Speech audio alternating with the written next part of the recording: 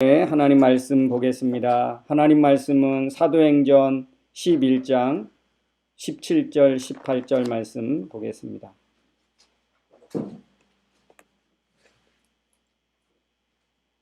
사도행전 11장 17절 18절 한 절씩 교독하겠습니다.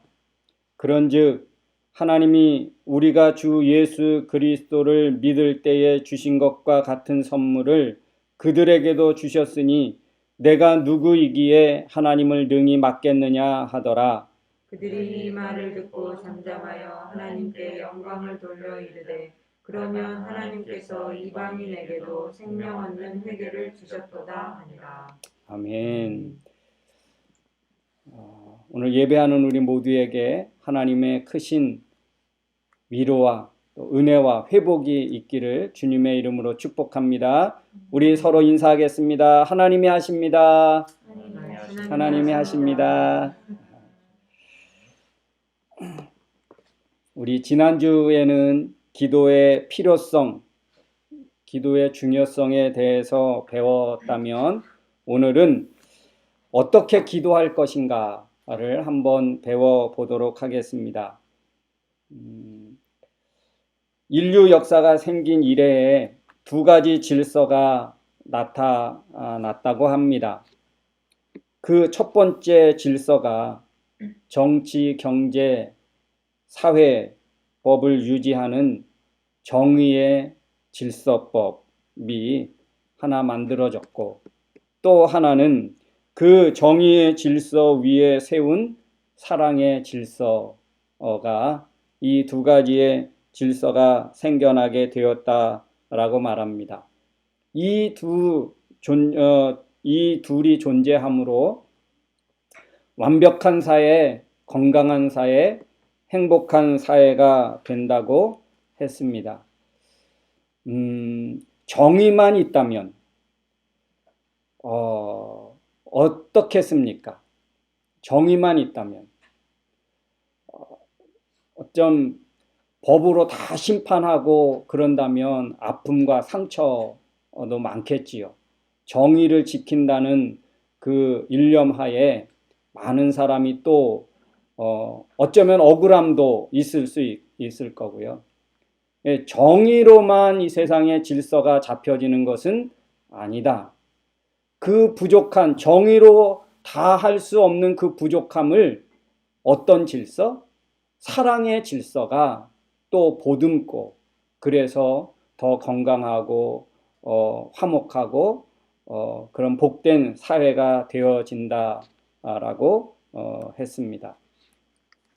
오늘 우리가 살펴볼 이 사도행전 10장 또 11장 이 말씀에는 어쩌면 정의의 질서와 사랑의 질서, 이 두 질서가 조화롭게 이루어지는 내용이 나옵니다. 사도행전 10장은 누구의 이야기냐 하면 고넬료의 이야기입니다. 고넬료는 로마 군대로 이 가이사라에 파견된 로마의 백부장입니다. 그래서 어쩌면 정의 질서를 담당하고 있는 부분이라고 우리가 이야기해 볼 수 있겠지요. 그 질서 위에 오늘 베드로를 통해서 그 부족한 질서를 완벽하게 메워주는 사랑의 질서가 있게 되는데, 여러분 오늘날 우리 사회가 국가의 어떤 행정력, 정치력, 경제력을 통해서 건강한 사회가 나라가 되어져야 하지만 그 나라의 경제와 나라의 운영을 통해서 다 하지 못하는 그 사랑의 질서를 우리 교회가 담당하고 또한 책임져야 할 줄로 믿습니다. 그래서 이 두 질서가 정말 다 조화를 이루어 갈 때에 우리 건강한 사회, 또 정말 많은 사람들이 어떤 행복을 누리는 맛보는 그런 사회가 되어질 줄로 믿습니다. 자, 오늘 말씀에 보면 한번 제가 10장부터 살펴보려고 합니다. 이 고넬료라는 사람이 어디에서부터 무엇으로부터 시작되느냐 하면 고넬료의 기도부터 시작됩니다. 고넬료는 가이사랴에 파견된 군대 백부장입니다. 로마 군대의 지휘관이고요. 유대 나라에 파견됐습니다. 이 당시에 유대인과 로마인, 유대인과 이방인, 이들은 섞이지 못하는 그런 어떤 정치 종교적 개념을 가지고 있습니다. 그런데 오늘 고넬료를 어떻게 소개하고 있느냐 하면 10장 2절에 보니까 그가 경건하여 온 집과 더불어 하나님을 경외하며 백성을 많이 구제하고 하나님께 항상 기도하더니, 그러니까 고넬료는 지배하고 있는 그 나라의 그런 어떤 권력을 가지고 파견됐지만 그 권력을 함부로 사용하지 않는 사람인 것을 오늘 소개하고 있습니다. 쉽지 않지요. 이것은 쉽게 예를 들어 보면 이런 것입니다.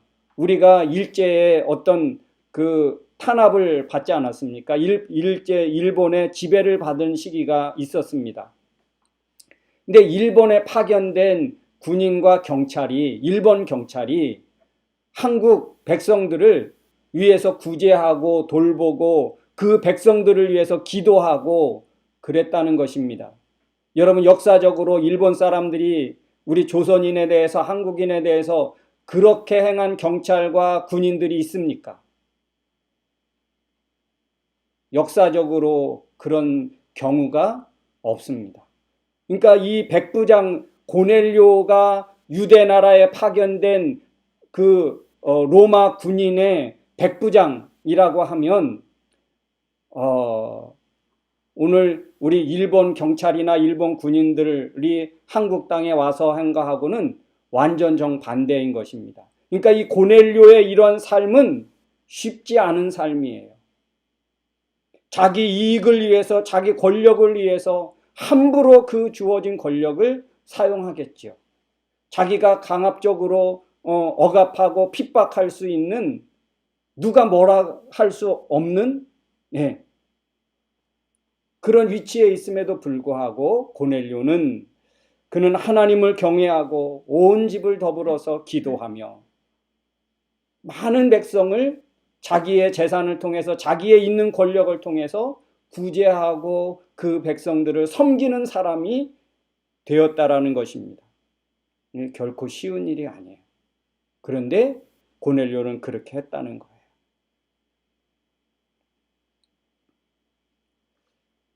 정의의 질서의 책임을 고넬료는 어쩌면 정말 잘 감당했던 그런 사람이 아니었을까. 오늘 말씀에 보면 4절에 보니까 그렇게 말씀하고 있습니다. 고넬료가 주목하여 보고 두려워하여 이르되 주여 무슨 일입니까? 천사가 이르되 내 기도와 구제가 하나님 앞에 상달되었다. 고넬료가 기도하고 있는데 3절에 보니까 제9시쯤 되어 9시에 기도하였습니다. 제9시라고 하면 오늘날 시간으로 한 사람은 오후 3시입니다. 오후 3시. 한참 일해야 될 시간인 거예요. 한참 활동해야 될 시간입니다. 그런데 그것을 멈추고 하나님 앞에 기도의 자리로 나아갔다는 거예요.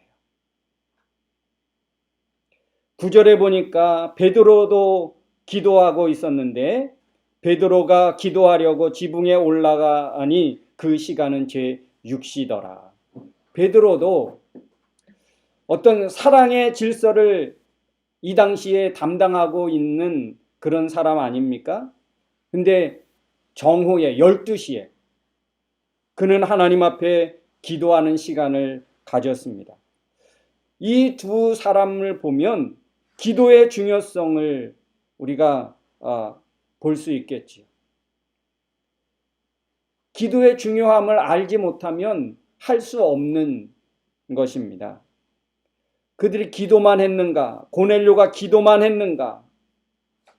여러분, 우리가 기도의 중요성을 알고 우리가 착각하기 쉽습니다. 기도해야지. 기도만 합니다. 한국에 우리가 그동안의 한국 성도들의 어떤 신앙생활을 우리가 많이 보았는데요. 얼마나 많은 기도가 있는지 모릅니다.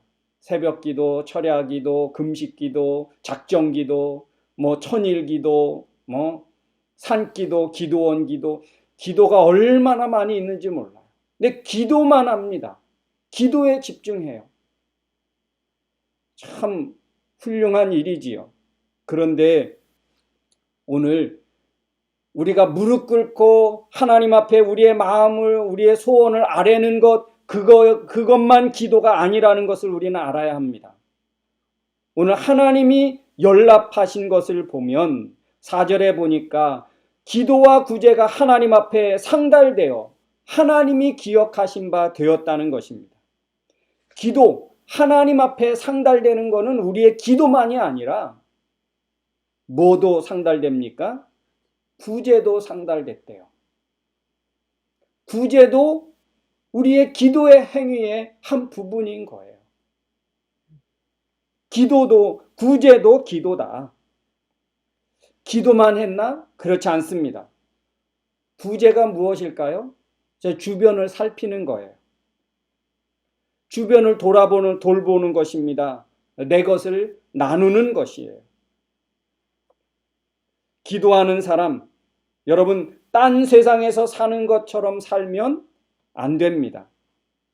내 좌우를 살펴보고 내 도움이 필요한 자가 있는지 살펴보고 그래서 그들의 도움이 기꺼이 되고 내가 나누어 줄 수 있는 것, 이것도 하나의 기도의 형태고 기도의 모습이라는 거예요. 주변을 살필 줄 알기를 주님의 이름으로 축원합니다. 내 주변을 살필 줄 아는 사람, 이게 기도의 사람이에요. 이것도 하나의 기도의 모습이고 기도의 방법입니다. 경건하고 거룩하게 사는 것, 근엄하게, 그리고 죄 없는 것처럼 사는 것, 이것이 결코 아닙니다. 겸손하게 사랑하며 섬기며 사는 것이, 내 것을 나누며 사는 것이 거룩하게 사는 것입니다. 오늘 고넬료가 기도할 때 하나님이 고넬료에게 말씀합니다. 넌 베드로를 초청해서 그에게 주신 하나님의 말씀을 들어라.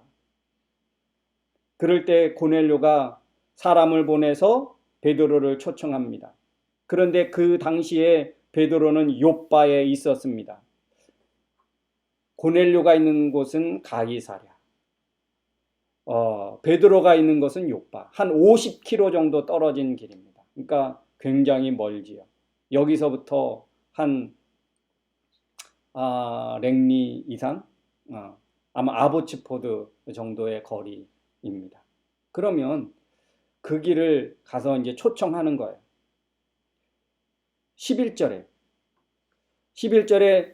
베드로가 기도하고 있는데 하나님이 하늘이 열리며 한 그릇이 내려오는 것을 보는데 큰 보자기 같고 뇌의 귀를 메어 땅에 내려왔습니다.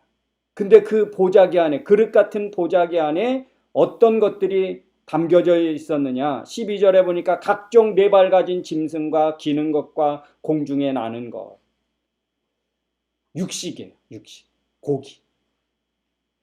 야, 이거 땡 잡은 거 아닙니까? 우리 너무 좋아하잖아요. 고기. 그죠? 그런데 하늘에 소리가 있어서 베드로야 일어나 잡아먹으라. 야, 이거 뭐 거저 아닙니까? 거저. 하나님이 주신 육고기예요. 우리 같으면 어떻게 하겠어요? 그냥 양손에 하나씩 들고. 그런데 오늘 베드로는 그렇게 말합니다. 14절에 주여 그럴 수 없나이다. 속되고 깨끗하지 아니한 것을 내가 결코 먹지 아니하였나이다. 지금까지 부정하다 생각하고 속되다 생각한 거 베드로는 입에 대지 않았습니다. 그게 그의 신앙이었고 그 문화의 전통이었습니다.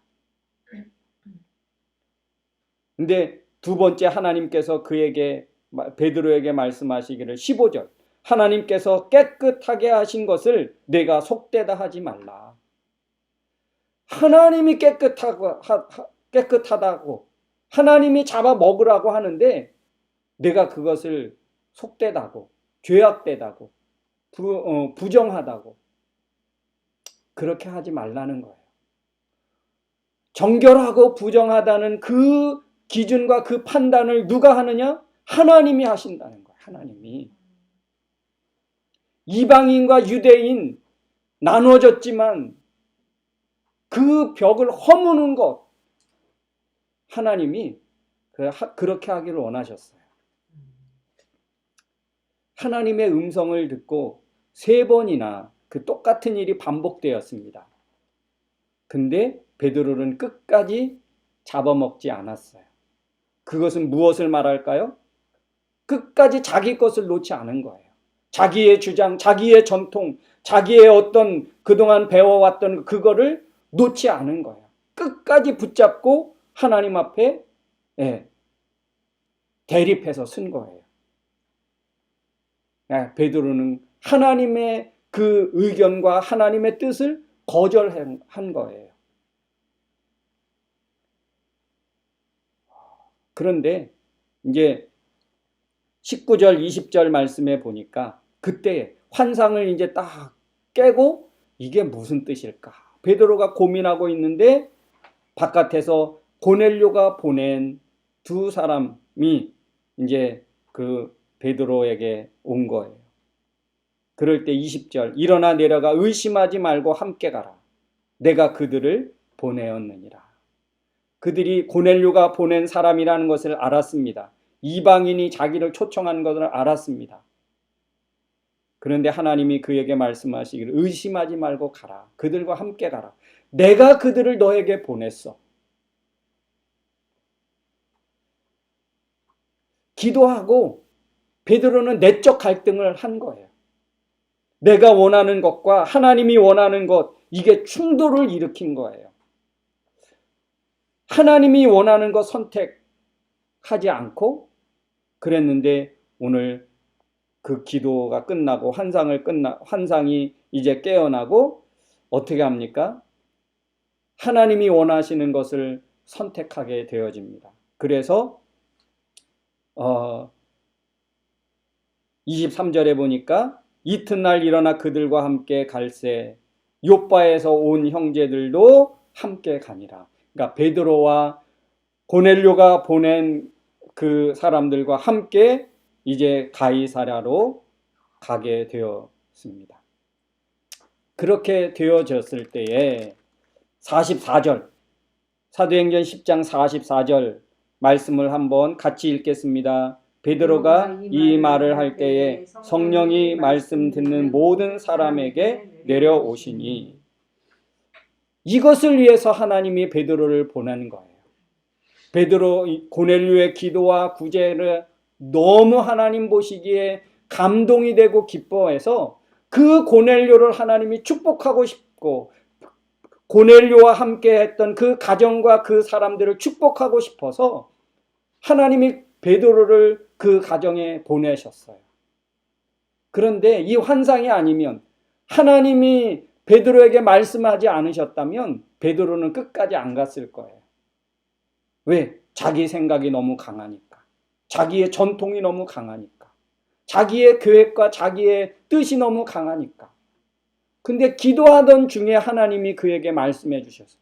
걱정하지 말고 가. 내가 그들을 너희에게 보냈어. 자기 주장을 내려놓고 나아갔을 때 어떻게 됐습니까? 고넬료의 가정에 베드로가 말씀을 하기 시작할 때에 성령이 그들에게 내려서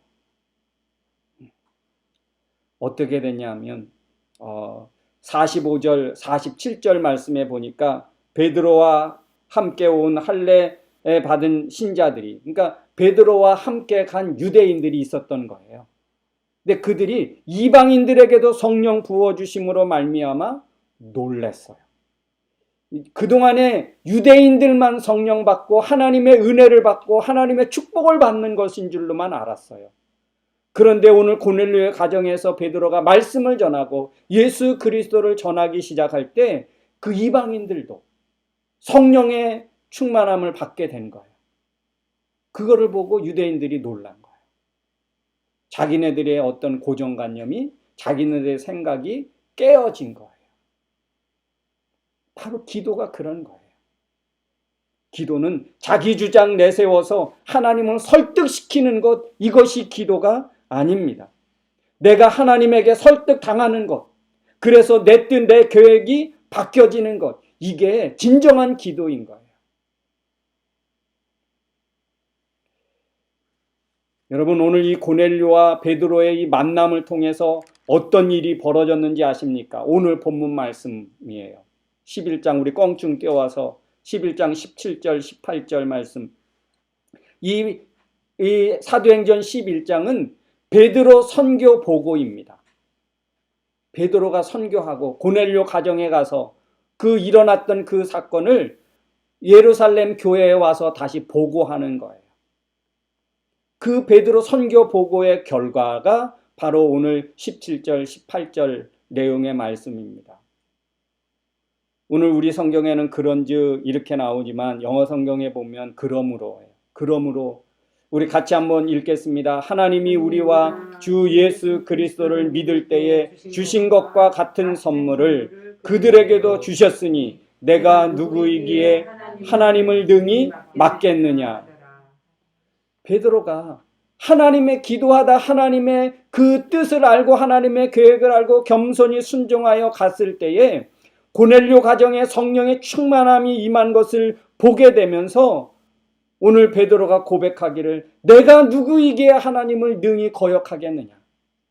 내가 누구이기에 하나님의 뜻을 방해하고 막을 수 있겠느냐. 나는 그럴 만한 힘도 그럴 만한 자격도 없는 사람이다. 나는 하나님의 뜻에 순종할 수밖에 없고 하나님의 그 뜻에 나는 따를 수밖에 없는 사람이다. 하나님의 계획에 나는 쓰임받는 사람에 불과하다. 이게 베드로의 고백이었어요. 여러분, 우리가 오늘 기도에 대해서 한번 살펴보는데 하나님의 뜻을 이루기 위해서 내가 무엇을 기도해야 할까? 이것을 우리가 먼저 찾고 구해야 합니다. 기도해요. 기도. 하나님의 뜻을 이루기 위해서 내가 어떤 기도를 해야 될까? 내가 무엇을 기도해야 할까? 어떤 내 소원과 내 계획과 내 꿈과 내 야망을 위해서 하나님 앞에 무조건적으로 기도하는 것이 아니라 나를 통해서 이루실 하나님의 뜻이 무엇인지를 우리가 찾고 구해야 되는 거예요. 혹 나 자신을 위해서 기도할 수 있지요. 우리 가족과 우리 주변을 위해서 기도할 수 있습니다. 그 기도를 하지 말라는 것이 아니에요. 근데 그 기도가 기도하는 중에 분명히 기도의 내용이 바뀌어지는 것. 내가 원하고 내가 뜻하는 것을 지속적으로 밀고 가는 것이 아니라 기도하던 중에 하나님의 뜻을 알게 되고 발견하게 되어집니다. 내 기도가 바뀔 수 있어야 하는 거예요. 그럴 때 18절 어떻게 되냐면 그들이 그 베드로의 선교 보고를 들은 그 사람들이 그 자리에 있던 사람들이 이 말을 듣고 잠잠하여 하나님께 영광을 돌렸다라고 합니다. 잠잠하여 그 베드로의 말을 듣고 잠잠했다. 하나님께 영광을 돌렸다. 이게 무슨 말일까요? 이게 어떤 의미가 있습니까? 내가 누구에게 하나님을 능히 막을 수 있느냐? 내가 누구기에 하나님의 뜻을 거역할 수 있겠느냐? 했던 베드로의 말을 다 모두 듣고 인정했다는 것이지요. 누구도 하나님의 계획을 거역할 수 없었다라고 오늘 성경은 우리에게 가르쳐주고 있습니다. 결국 기도는 내 신앙관, 내 습관, 내 전통, 내 주관, 내 계획 이루는 것보다 하나님의 뜻을 이루는 도구가 되어야 하는 것입니다. 기도는 내 뜻을 이루기 위해서 하는 것이 아니라 나를 통해서 하나님의 뜻이, 계획이 이루어지게 되어지는 것. 이게 기도입니다. 여러분, 우리가 이제 어떻게 기도의 기초를 놓을 수 있을까요? 오늘 말씀을 통해서 이제 정리합니다. 우리가 어떻게 기도의 기초를 놓을 수 있을까? 첫 번째, 시간을 정하기. 기도 시간을 정하기. 하루에 몇 번, 그 몇 시간, 몇 분, 그게 중요한 게 아닙니다. 기도 시간을 정하는 거예요. 오늘 고넬료, 베드로 오후 3시와 12시에 기도하는 시간이었습니다. 여러분, 우리도 하루를 살아가면서 어떻게 기도의 삶을 시작할 것인가? 먼저 시간을 나와 약속하십시오. 자기 자신과 정하십시오. 기도의 시간을 정하는 거예요. 두 번째, 어떻게 기도의 기초를 놓을 수 있느냐? 초점이 내가 아니라는 거. 여러분 기억하십시오. 그 기도의 제목들과 그 기도의 내용의 그 초점이 내가 아니라는 것. 거역할 수 없는 하나님의 계획과 하나님의 뜻을 이루는 것이어야 한다는 것. 그리고 세 번째, 기도가 나에게서 머물지 말고 이방인에게로. 선교적 기도예요. 선교적 기도. 오늘 베드로가 기도한 것처럼 고넬료가 그 유대인에 파견된 로마 군인으로서 억압하고 핍박하고 그런 권한이 있었지만 그 고넬료가 어떻게 했습니까? 그는 선교적 기도를 한 거예요. 그 유대 사람들을 위해서 구제하고 그 땅의 백성들을 위해서 기도하는 거예요.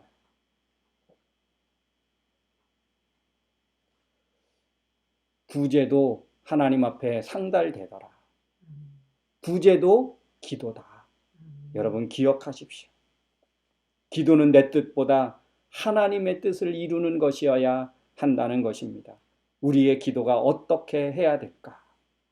오늘 정의 질서를 찾는 역할을 했던 고넬료, 그 위에 사랑의 질서를 담당하고 책임졌던 베드로, 이 둘이 잘 조합해서 그 가이사랴, 이 고넬료가 통치하고 다스렸던 그 가이사랴, 그 지역이, 그 백성들이 얼마나 행복했을까? 여러분 한번 생각해 보십시오. 상상해 보십시오.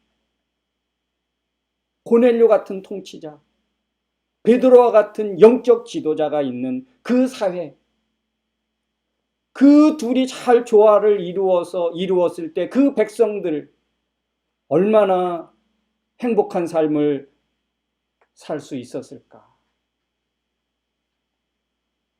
완벽한 사회 아닐까? 행복한 사회 아닐까? 근데 그 완벽하고 행복한 사회를 만들 수 있는 그 기초가 어디였습니까? 무엇이었습니까? 바로 기도였다는 거예요. 바로 기도였다는 거예요.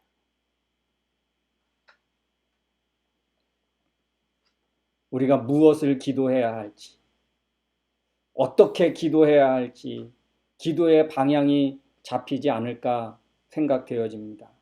여러분, 지도자들 위하여 정치한 경제, 또 어떤 사회 질서의 법을 가지고 있는 그 사람들을 위해서 우리가 기도해야 합니다. 깨어 있도록, 그 역할을 바르게 감당할 수 있도록. 그리고 우리 교회는요, 우리 성도는 사랑의 질서를 맡은 너무너무 중요한 기관이고 그 사명과 책임이 있음을 알고 이 사랑의 질서를 잘 사용해 가는 우리 모두가 되어야 할 줄로 믿습니다. 우리 시간 한번 같이 기도하기를 원합니다.